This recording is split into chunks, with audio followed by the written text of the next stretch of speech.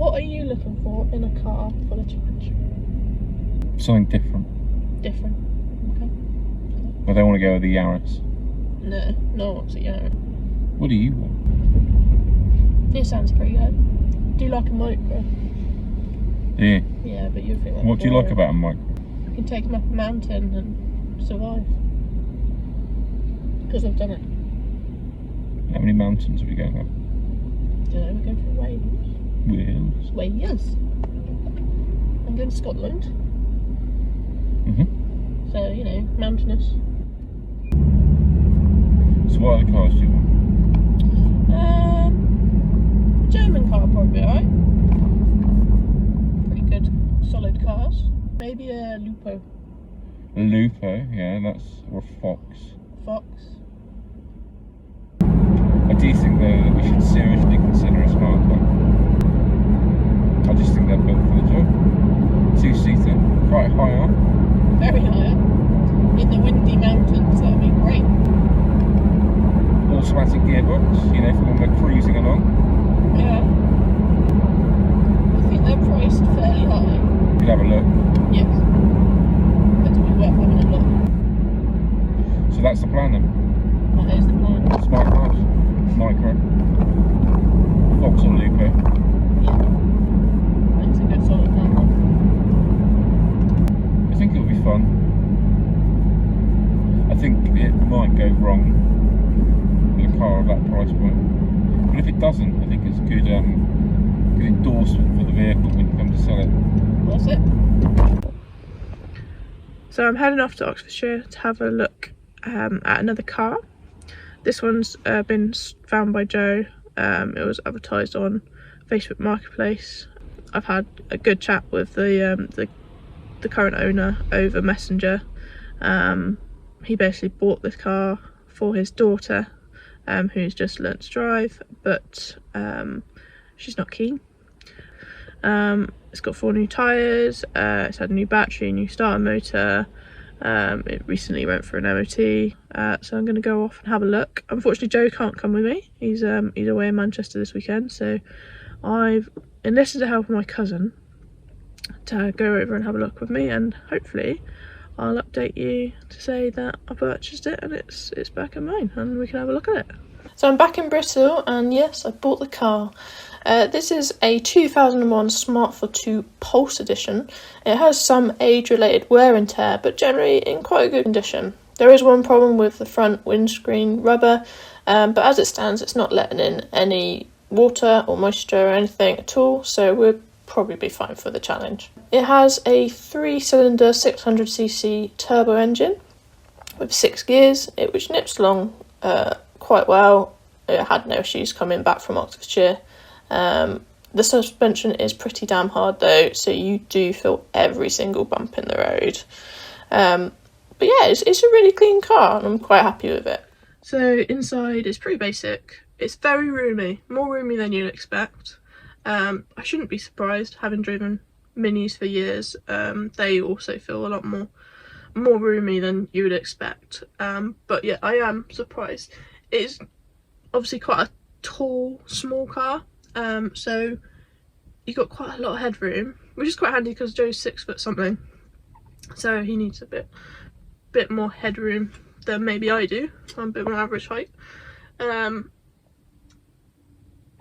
yeah, it's got it's a strange little car. It's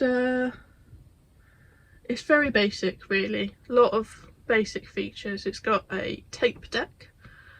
Because I have loads of tapes. So we're inside the smart car. We're going to have a look at the internal features. So we've got 2 clocks, time on the left, rev counter on the right. Clearly the rev counter not working.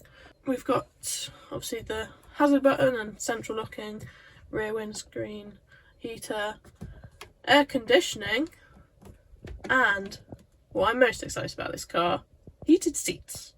So moving down, we've got obviously the fan system, a tape deck. Obviously in 2001 we were still pumping out cars with tape decks. Then we've got this little compartment in here. And then further down also we've got the cigarette lighter, which I put my adapter in.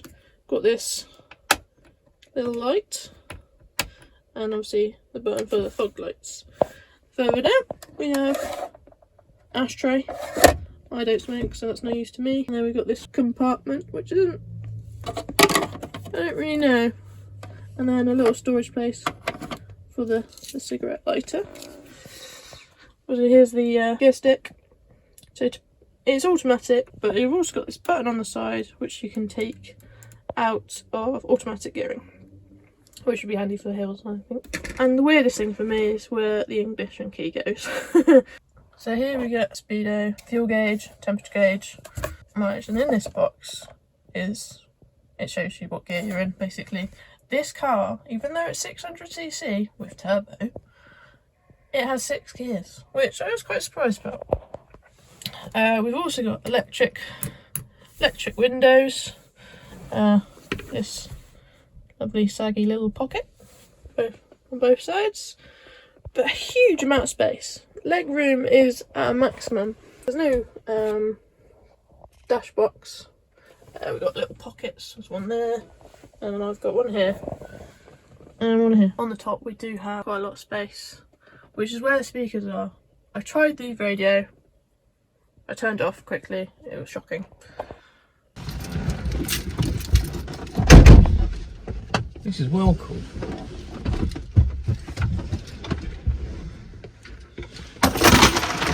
This is the coolest car I've ever been in.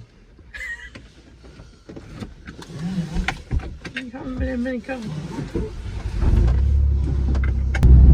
Oh well, it's going to be an interesting drive to Scotland. Yeah. Suspension's quite hard. To the point where I'd say it hasn't got suspension. It's just fixed.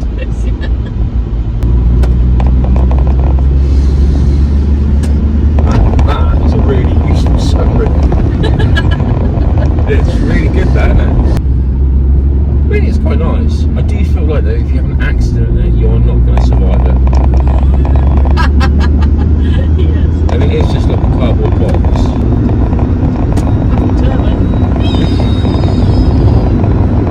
Yeah.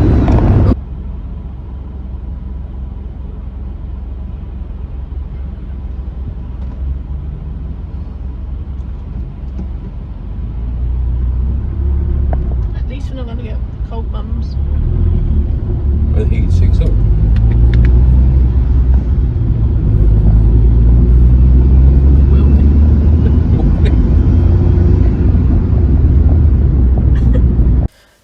We have noticed the car has a bit of an oil leak and is smelling quite strongly of burning oil whilst driving along.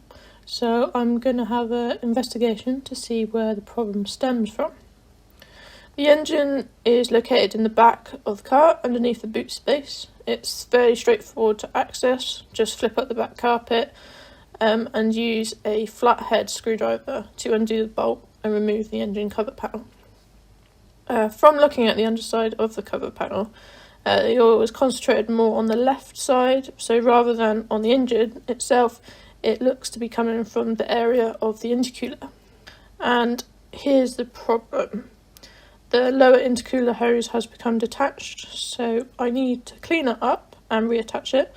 But I'm also going to check the inside of the top hose to make sure it isn't lagged in oil as well. If it is, we will have a bit of a problem, as that would indicate the intercooler itself has loads of oil in it, and this will seriously affect the power and performance of the car. So I've reconnected the hose back to the intercooler. As I said before, I checked the top hose to make sure there wasn't any ridiculous amount of oil going through there, and that was fine. I had to enlist the help of my brother to actually reconnect the hose. I stood there for about an hour and a half, 2 hours trying to fight with the thing, and in the end I resorted to asking for a bit of help. I've since filled up the oil that we'd lost in the engine, and I've done quite a bit of test driving. It's still got a very small leak, but it's nothing major, nothing to cause any alarm. It's probably just a seal's gone somewhere.